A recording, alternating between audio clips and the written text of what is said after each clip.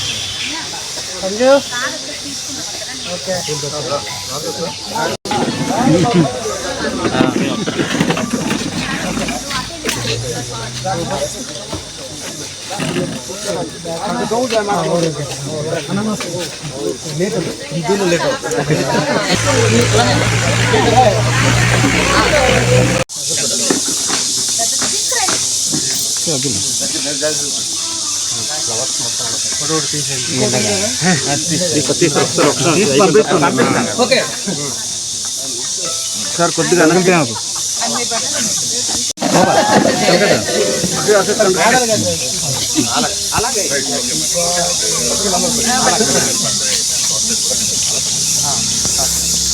కొద్ది నుంచి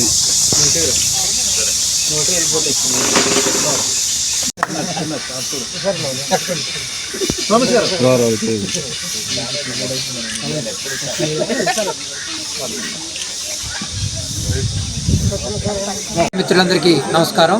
ఈరోజు మాజీ శాసనసభ్యులు అదేవిధంగా రాష్ట్ర ఎస్టీ కమిషన్ చైర్మన్ ప్రస్తుత